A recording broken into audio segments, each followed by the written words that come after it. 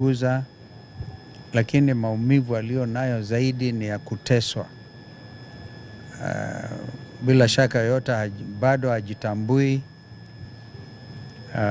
Ingawaji anaweza kuona kiongozi ndimwambia huyu kama anatambua, lakini unaweza kuona a traumatized individual, a Kenyan citizen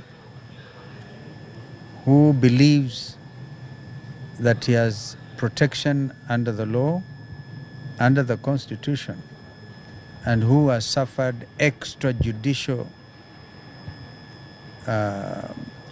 suffering and torture.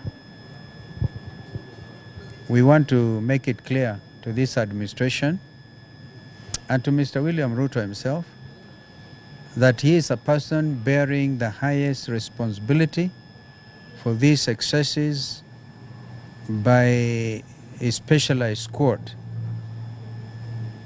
We call it specialized because I'm quite sure these are not men under the normal police organization.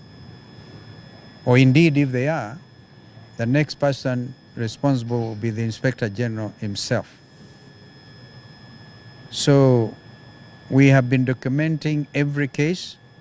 Our brother here, former Attorney General, former Speaker J.B. Muturi, the chair of the People's Restorative Justice Commission.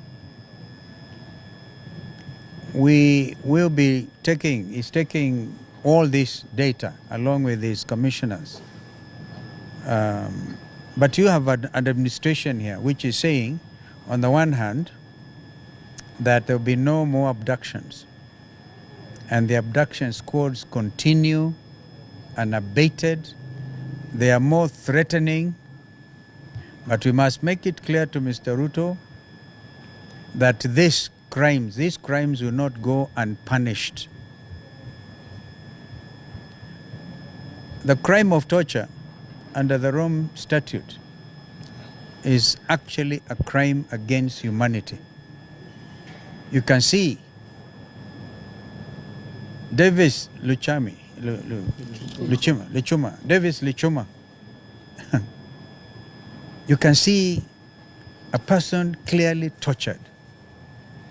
We met earlier at our place, other friends who were with us, some journalists, when we gave the press briefing outside the Serena Hotel before we started the march to Parliament buildings, that these people pounced on innocent Kenyans and put them in the infamous Subarus. Now they have also added some Pajeros, because the plan was mtu anachukuliwa anawekwa ndani ya Pajero, na kama pengine ameuawa, walikuwa wamejiandaa kabisa, wakiua watu anaweka kwa hiyo mapajero na kwenda kuweka we are sure, we have information, walikuwa na mipangilio Ololua Forest na kwingine, wawekwe huko, watokomee huko, wasaulike.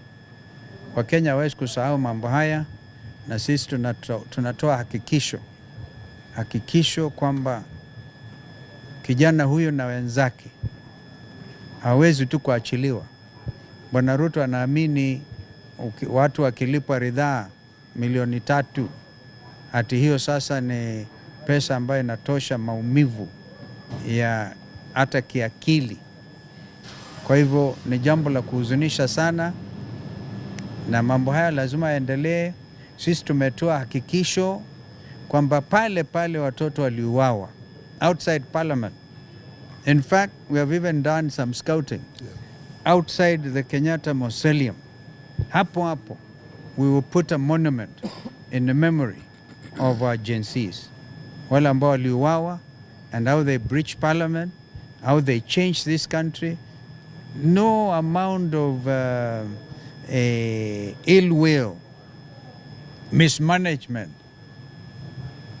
or indeed monetary considerations will wipe away the reality that this country changed forever from the 24th of June, or is it 25th of June, 24th June, 2 years ago.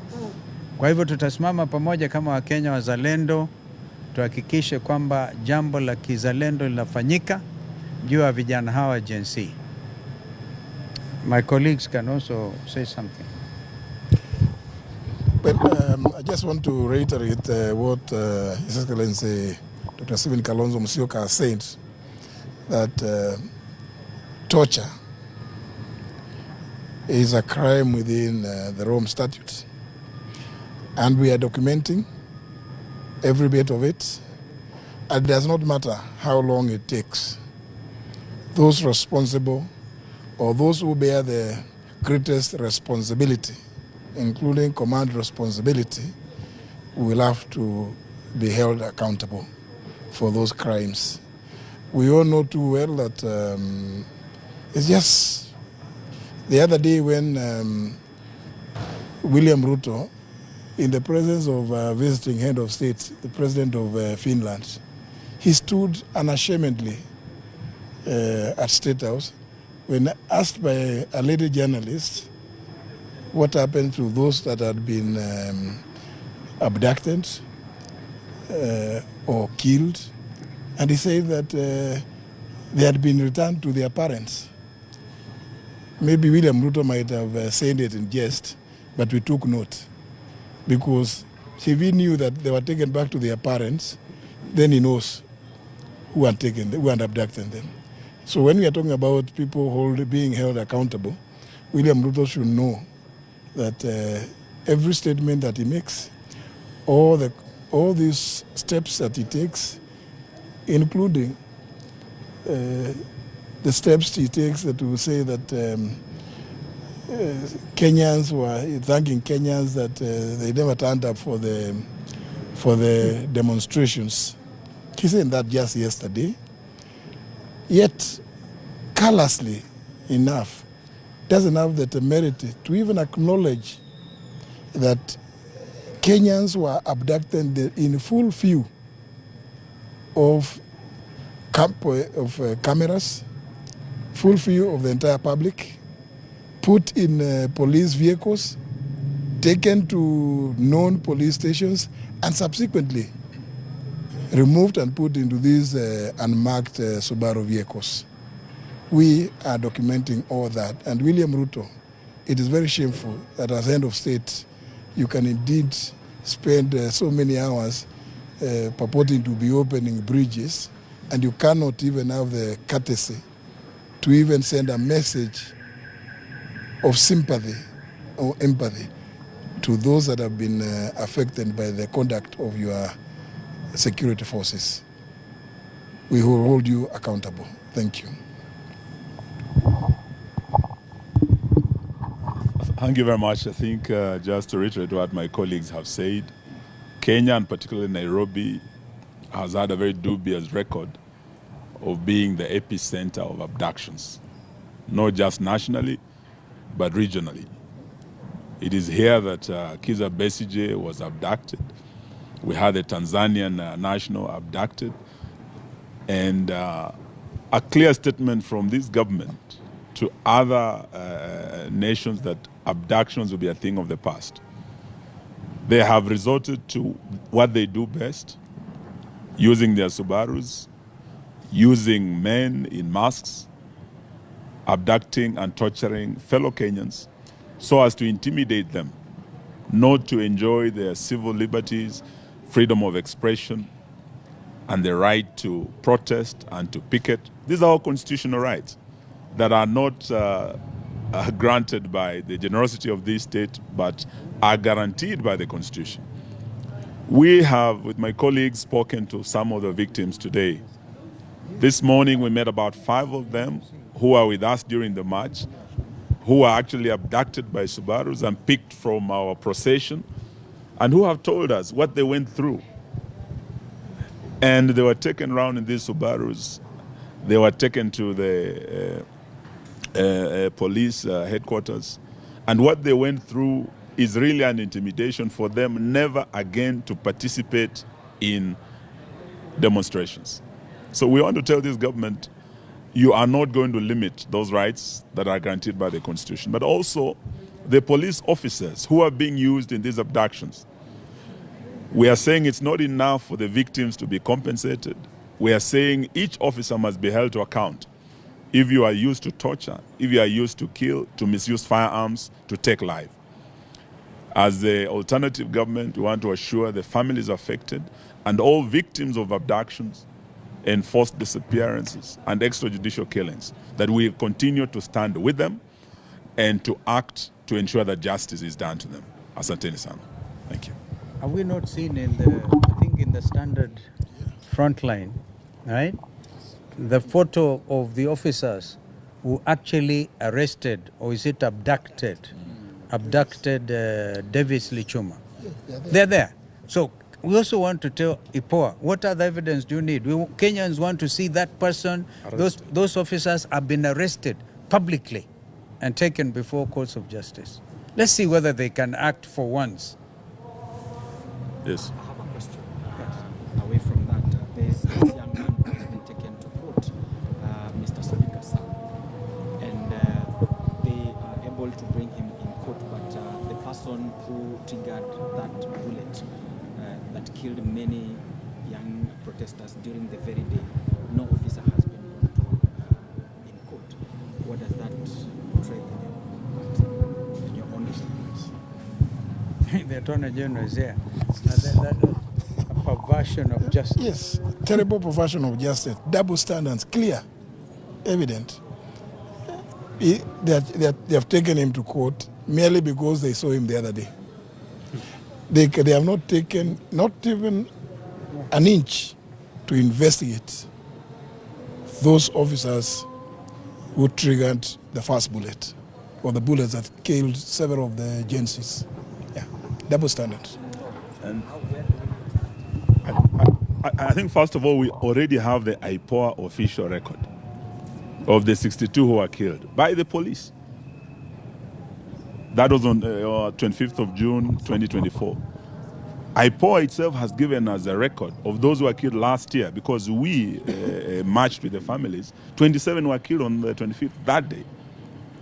Sabasaba, we had 38 others killed. So IPOA has these records. The officers are known. What is lacking is the will to hold these officers accountable. And that is why the killings will go on. I believe as long as William Ruto is president and his regime is protecting these officers, abductions will still go on, extrajudicial killings and enforced disappearance will still go on. But we are saying that the statute of limitation does not apply to crimes. And as the incoming government, we will follow up to ensure that all these officers are held accountable. And justice is done to all the families, right from 2023, the 75, to 2024, the 62, to 2025, the 66 who are killed by the same police. Thank you. Yeah, okay. Just to say, in respect, thank you. In respect to that question, what we are witnessing is akin to what happened in 1946 in the Nuremberg Tribunal, or the Tokyo Tribunal, where the victors set up a tribunal to try the valiants. So you basically can see that the government, being the perpetrator, they are charging the weak and prosecuting the weak who are out in pursuit of their constitutional right. And that is why I am happy when I hear my principals indicate that this will never happen again, that the rule of law will be restored and constitutional regime will be restored. Equally, these actions with us down the so-called purported compensation. You cannot compensate and then you keep on perpetually perpetrating and perpetuating the same offense. Surprisingly, government believes that they can commit crimes, perpetuate inhuman, degrading, and subject people to servitude, and compensate. We need those individuals brought to book. It is not possible the government can continue using our taxpayers to compensate individuals whom they have caused all these atrocities. If there were individuals who had been charged it would have been possible for us to surcharge individuals to compensate. But why torture and then go to read our scoffers and compensate?